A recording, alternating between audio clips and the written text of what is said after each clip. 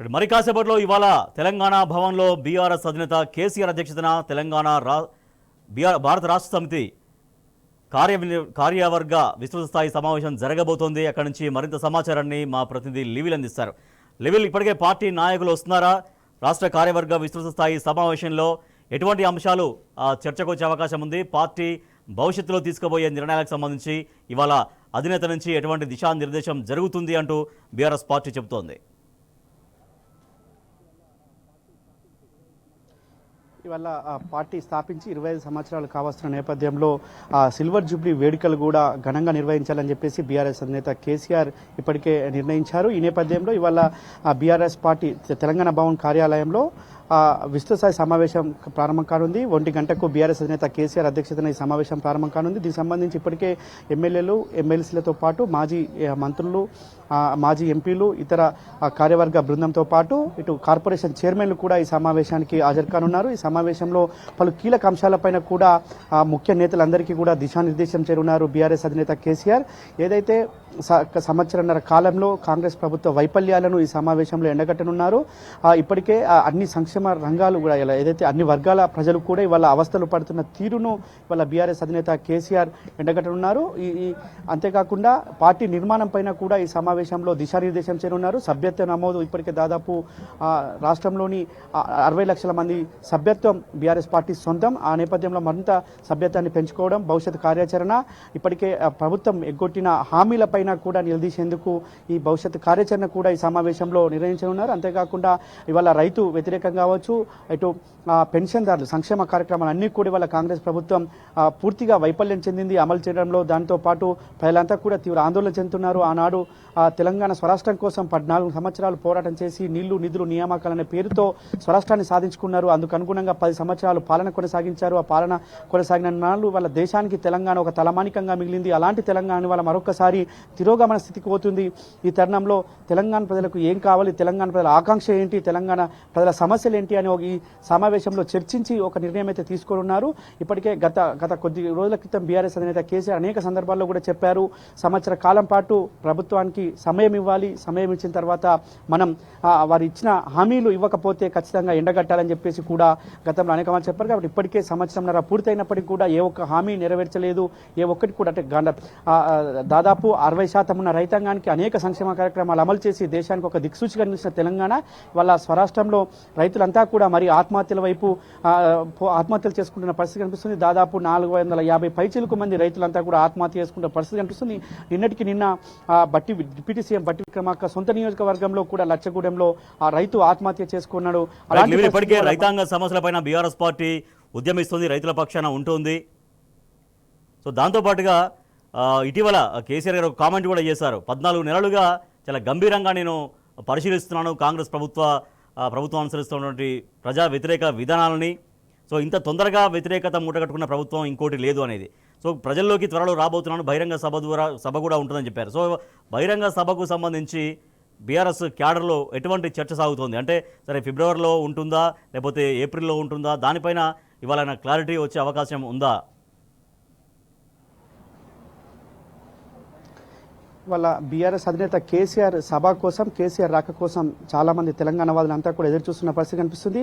తెలంగాణ వాదులంతా కూడా కేసీఆర్ ఏం చెప్తారు, ఎలాంటి దిశానిర్దేశం చేస్తారని చెప్పేసి కూడా ఇవాళ ఎదురు చూస్తున్నారు. గతంలో ఏదైతే పాదయాత్రగా వచ్చిన కార్యకర్తలను ఉద్దేశించి ఆనాడు ప్రసంగించారు, ఖచ్చితంగా బహిరంగ సభ పెడదాం, స్థానిక సంస్థల ఎన్నికలు వస్తున్నాయి, అంతేకాకుండా దాదాపు పెద్ద ఎత్తున ఒక బహిరంగ సభ ఏర్పాటు చేద్దాం, ఫిబ్రవరి చివరి వారంలో ఏర్పాటు చేస్తామని చెప్పారు. ఖచ్చితంగా సభ ఉంటుంది, ఎప్పుడు ఎక్కడ అనేది కూడా డిసైడ్ చేస్తామని చెప్పారు. ఈ సమావేశంలో ఆయన డిసైడ్ చేసే అవకాశం కూడా మనకు కనిపిస్తుంది. అయితే ప్రభుత్వం పూర్తిగా వైఫల్యం చెందింది.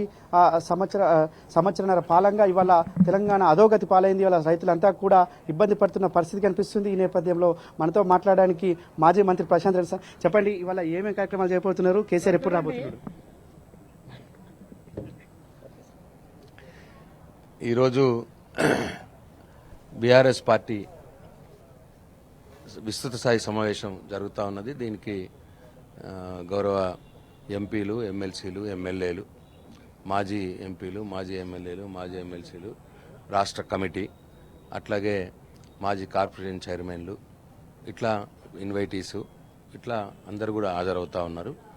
ఇవాళ కేసీఆర్ గారి అధ్యక్షతన ఈ జరగబోయే మీటింగ్లో ఈ రాబోయే కాలంలో సంస్థాగత పరంగా పార్టీ పటిష్టత మీద అట్లాగే పార్టీ తీసుకుపోయే కార్యక్రమాల మీద చర్చ జరుగుతుందని చెప్పి మేము భావిస్తూ ఉన్నాం. వారు కేసీఆర్ గారి వారి డైరెక్షన్ బట్టి ముందు ముందు ఈ సంవత్సర కాలం పార్టీ ఎట్లా కార్యక్రమాలు తీసుకోవాలి, ప్రజల్లోకి ఎట్లా పోవాలి, ప్రజల సమస్యలపై ఎట్లా పోరాటం చేయాలి, ఇవన్నీ కూడా మా అధ్యక్షుల వారు పార్టీ విస్తృత స్థాయి సమావేశంలో మాకు మార్గదర్శనం చేస్తారని చెప్పి భావిస్తూ ఉన్నాం. సంవత్సరాల కాలమైంది, వాళ్ళ రైతులంతా కూడా ఇబ్బంది పడుతున్నారు.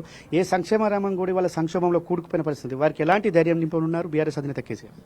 అందుకే వారి ఇవాళ మీటింగ్ పెట్టడం ముఖ్య ఉద్దేశం ఏంటంటే ఈ 14 నెలల కాంగ్రెస్ ప్రభుత్వ కాలంలో ఈ రేవంత్ రెడ్డి ముఖ్యమంత్రిగా ఉన్నటువంటి సందర్భంలో అందరూ కూడా బాధపడతా ఉన్నారు. అటు రైతులు బాధపడతా ఉన్నారు, మహిళలు బాధపడతా ఉన్నారు, పేదవారు బాధపడతా ఉన్నారు, వృద్ధులు బాధపడతా ఉన్నారు, అట్లాగే నిరుద్యోగులు బాధపడతా ఉన్నారు. అట్లా అందరూ కూడా బాధపడతా ఉన్నారు.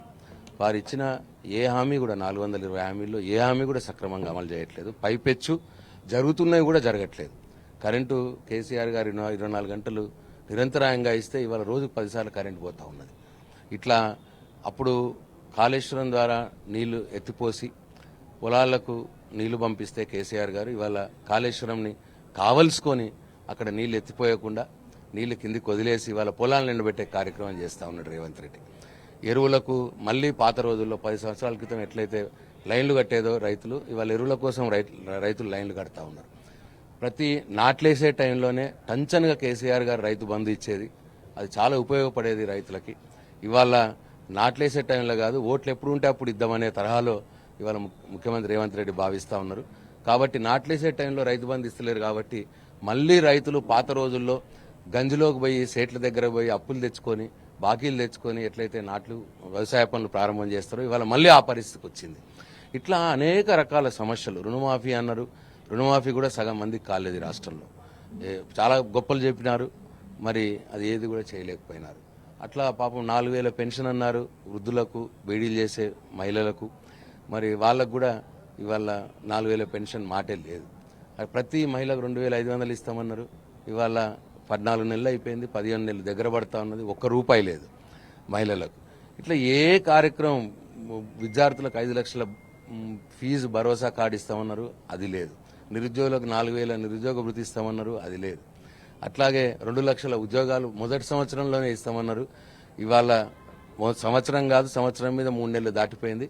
మేము అప్పుడు కేసీఆర్ గారు ఇచ్చినటువంటి ఉద్యోగాలనే ఆ సర్టిఫికెట్లు ఇచ్చి ఒక 50,000 మందికి ఇచ్చి ఇవాళ మేము చేసినామని చెప్పుకుంటున్నారు. ఇట్లా అన్ని రంగాల్లో వైఫల్యం చెంది ఉన్నారు. ప్రజలు పాపం బాధపడతా ఉన్నారు.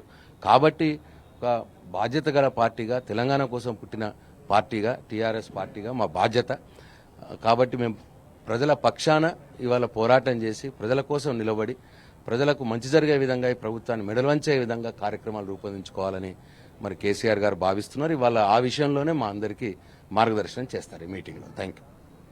వాళ్ళ ఏదైతే రాష్ట్రంలో ఉన్న సంక్షేమ కార్యక్రమాలన్నీ కూడా సంక్షోభంలోకి నెట్టబడినాయి. వాళ్ళ రైతు సంక్షేమం కావచ్చు, పెన్షన్దారులకు సంబంధించి కావచ్చు, నిరుద్యోగ యువతకు కావచ్చు, అదేవిధంగా అనేక సంక్షేమ కార్యక్రమాలు ఇవాళ కుంటుపడినాయి. ఇవాళ నాడు 24 గంటల కరెంట్ ఇస్తే ఇవాళ 24 గంటల రోజుకి 24 సార్లు కరెంటు పోతున్న పరిస్థితి కనిపిస్తుందని చెప్పేసి కూడా ఇవాళ వేముల ప్రశాంత్ రెడ్డి చెప్తున్నారు. అయితే 1 గంటకు ప్రారంభం కానున్న ఈ సమావేశంలో పలు కీలక అంశాలపైన కూడా ఏదైతే కాంగ్రెస్ పార్టీ ప్రభుత్వం వైఫల్యాలను ఎత్తి చూపుతూ దిశానిర్దేశం చేస్తూ భవిష్యత్ కార్యాచరణ, బీఆర్ఎస్ పార్టీ భవిష్యత్ కార్యాచరణ కూడా ఈ సమావేశంలో చర్చించనున్నారు. ఏదేమైనప్పటికీ వాళ్ళ బీఆర్ఎస్ పార్టీ అధినేత కేసీఆర్ రావడాన్ని వాళ్ళ యావత్ తెలంగాణ సమాజం అంతా కూడా ఎదురుస్తున్నారు. రాజకీయ పార్టీల నాయకులు కూడా వాళ్ళ కేసీఆర్ ఏం మాట్లాడతారని చెప్పేసి కూడా ఎదురుచూస్తున్న పరిస్థితి మనకు తాజాగా కనిపిస్తుంది. వాళ్ళ యావత్ తెలంగాణ అంతా కూడా కేసీఆర్ ఏం మాట్లాడతారనే మాటలపైన కూడా ఎదురుచూస్తున్న పరిస్థితి ఉంది. మొత్తానికి వాళ్ళ మరొకసారి యావత్ తెలంగాణ సమాజానికి నేనున్నాను, నేను ఒక ధైర్యం ఇస్తున్నాను, నేను ఒక అండగా ఉంటా మీకు అని చెప్పేసి చెప్తారని చెప్పేసి కూడా వాళ్ళ బీఆర్ఎస్ అంతా కూడా చెప్తున్నారు. 1 గంటకు ప్రారంభం కానున్న ఈ సమావేశానికి బీఆర్ఎస్ నేత కేసీఆర్ మరి కాసేపట్లో